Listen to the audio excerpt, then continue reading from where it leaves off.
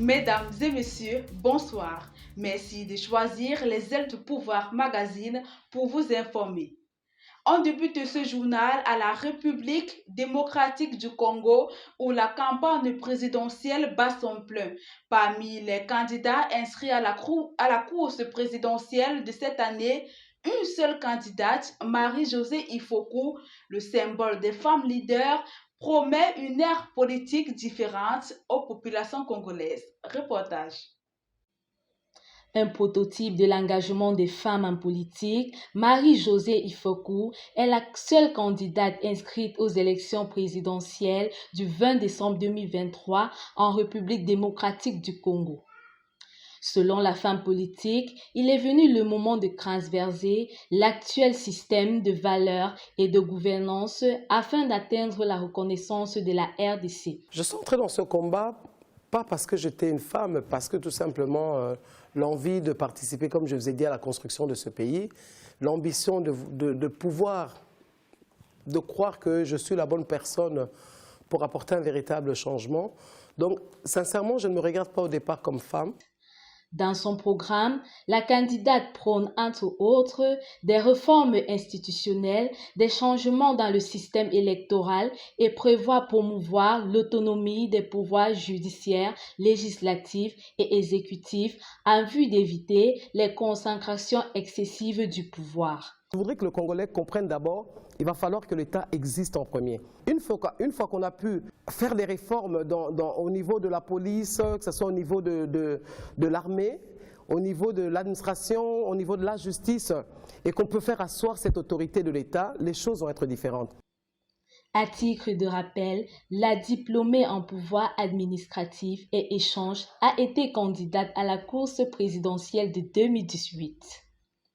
Marie-Josée Ifoku, mère de 8 enfants, appelle les jeunes, les femmes et les compatriotes congolais à voter massivement en sa faveur pour une république démocratique du Congo différente. Un cas de violence conjugale à l'égard des femmes a été ajouté sur le tableau. Diane Yango, une enseignante du lycée, a succombé à une bastonnade de son époux. C'était le 18 novembre 2023 au quartier Ndokpasi, dans l'arrondissement de Douala 3e. Celle-ci passe de vie à trépas en laissant 3 enfants orphelins. Le récit de Jonathan Gana.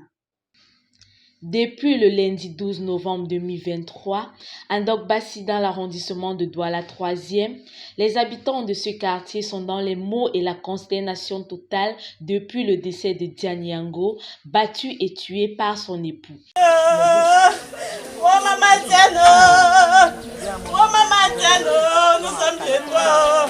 Le jour de l'irréparable, Eric Bekombe Vondor, le présumé tueur, aurait juré de tous les dieux de mettre fin à la vie de la jeune femme, des menaces qu'il n'a pas tardé à exécuter.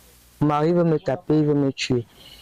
Je l'ai ouvert, m'a expliqué. Après, je lui ai dit non, je ne peux pas dormir ici. Je connais comment les hommes sont, il va te coller. Un autre motif, on descend, je t'accompagne. Je l'ai accompagné, j'ai essayé de parler avec son mari, il ne voulait rien entendre. Il a dit devant moi que je vais te tuer. Il a peut-être répété ça 10 fois, je vais te tuer, je vais t'enterrer. Habituée des coups et des bastonnades de son conjoint, l'enseignante et la mère de 3 enfants n'a pas eu suffisamment de force pour résister au poing de son bourreau. Le présumé auteur de cet acte ignoble, Eric Bekombe Vondor, aurait pris la poudre d'escampette après avoir été notifié de la mort de sa femme, mais sera aussitôt rattrapé par les forces de l'ordre. Diane Yango, à la recherche du bonheur, a fini par trouver malheur. S'unir pour mettre fin aux violences faites aux filles et aux femmes a été le leitmotiv des premières assises panafricaines sur les violences faites aux filles et aux femmes. C'était le 24 novembre 2023 à l'hôtel Onomo en Guinée-Conakry, un échange qui a imposé la présence de la reine Clarisse Douala-Belle. Le discours du président du CNP, le docteur Kansa Kourouma, sur ce voyage vers l'éradication des violences.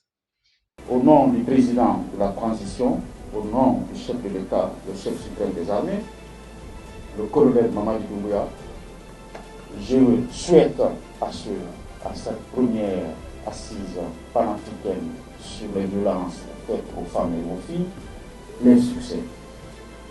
En ce vendredi béni, j'implore la grâce de Dieu, sa miséricorde et la bonté et la magnanimité du prophète de l'islam, Mahomet, paix et salut sur lui, pour que ces assises-là soient bénies et frappées par le sceau de l'humilité de la réussite. Sous ces mots, je déclare solennellement lancer les premières assises panafricaines des femmes sur la violence faite aux femmes et aux filles. Pour que vive l'Afrique unie, pour que vive l'humanité. Je vous remercie pour votre attention. Dans cette actualité, c'est également des morts dus aux accidents de la circulation qui ne cessent de survenir. Le 28 novembre, 8 personnes ont perdu la vie dans un accident de la circulation à Bafoussam, au lieu dit Bonefo, dans la partie de l'ouest du pays. D'après certains riverains, un camion transportant de la marchandise serait entré en collision avec un bus de transport de l'agence Avenir. Plus de détails avec vous, Jonathan Gana. Dans une tragédie survenue le mardi 28 novembre à Banefo, dans l'arrondissement de Bafoussam 1er, une ville située à l'ouest du Cameroun, un accident de la circulation a fait un bilan provisoire de 8 morts et 11 blessés. Survenu aux alentours des 10 heures sur la route principale reliant Bafoussam-Fumbot, les causes de cet accident seraient un mauvais dépassement qui aurait provoqué la collision entre un camion et un bus de transport de l'agence de voyage Avenir. Le son du gros camion qui descendait à Fumbot qui a attiré mon attention. J'étais à Véranda en train de travailler. Et dès que je lève la tête, il y avait un camion de Isakam qui descendait. Il se peut qu'il a garé du côté gauche, il traversait la route. En même temps, il y a une petite voiture, celle de la 92, qui fait toujours le clando, qui dépassait aussi. En même temps, le gros camion aussi a klaxonné fort. Le temps de freiner un peu maintenant, Isakam a encore engagé. Il a rabattu pour passer du côté gauche de chauffeur d'Isakam. En même temps, maintenant, Avenir montait. C'est là où il est percuté sur le côté du chauffeur. Des accidents inopinés plusieurs fois cette année, l'excès de vitesse, l'incivisme des transporteurs, le mauvais dépassement et le non-respect du code routier seraient des causes dévoilées par les forces de maintien de l'ordre. Le camion aurait dû être gêné par le camion d'Isakam qui était garé, ramassant des ordures. Voulant donc se déporter vers sa gauche pour faire un dépassement, il fait un face-à-face avec le cas IAS qui revenait de Fumbot. Pour s'acquérir de la situation, le gouverneur de la région de l'Ouest, Awafonka Augustine, a fait une descente sur les lieux de l'accident.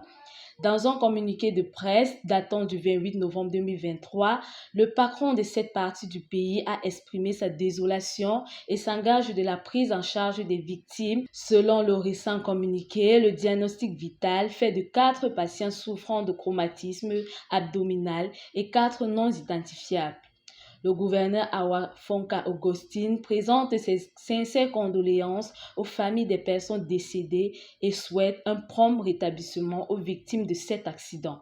Ce 1er décembre 2023 marque la journée mondiale de lutte contre le sida. Il y a 40 ans, le virus de l'immunodéficience humaine a été isolé pour la première fois par une équipe de l'Institut Pasteur. 40 ans après, il faut dire que les pratiques à risque persistent notamment chez les jeunes. En 2023, 29% des jeunes font recours systématiquement aux préservatifs lors d'un rapport sexuel, contre 48% en 2020. Nous y reviendrons. Champion du MMA, Francis Ngannou, alias le Prédateur, a été accueilli en grande pompe par une liesse de supporters ivoiriens. C'était à l'occasion du combat entre les combattants camerounais et ivoiriens. En sport, le Cameroun a battu le Nigeria de 3-1 au stade Omnisport à Limbe, un match qui a opposé les équipes camerounaises et nigérianes finalistes de la CAN 2000. 23 ans plus tard, un flashback de la CAN 2000 avec vous, Jonathan Gana. En 2000, lors de la Coupe d'Afrique des Nations, les Lions indomptables du Cameroun sont venus à bout des ailes du Nigeria au tir au but de 4-3 après un match nul de 2-2. 23 ans plus tard, lors d'un match amical au stade Omnisport de Limbé, les joueurs des années 2000 des deux équipes ont remake la finale de la CAN 2000 le 30 novembre 2023. Une fois de plus, les Lions ont nettement assuré. Les légendes du Cameroun ont remporté par un score de 3-1 des réalisations de Samuel Eto'o-Fils, Bernard Choutam et Robert Ndip-També. Tenu à l'occasion du festival Banane Plantain, le score de ce match de gala a été par un but de l'équipe adverse à la 6e minute. À la 14e minute, Bernard Choutam a rétabli la parité en égalisant. À la deuxième mi-temps, les Lions indomptables du Cameroun, version 2000, ont définitivement pris le contrôle de la situation en mettant 2 buts, dont celui de Samuel Eto'o-Fils et de Ndip-També en fin de deuxième période. Le festival Banane Plantain se tient du 30 novembre au 3 décembre 2023 sur le haut patronage du Premier ministre du gouvernement, Joseph John Gouté. Ce remake de la CAN 2000 a vu la présence de plusieurs supporters camerounais et ivoiriens venus de part et d'autre. Voilà qui me ferme à cette autre édition de The Week News. Merci de nous avoir suivis. On se dit la semaine prochaine pour une nouvelle édition. Passez un agréable week-end. Bonsoir.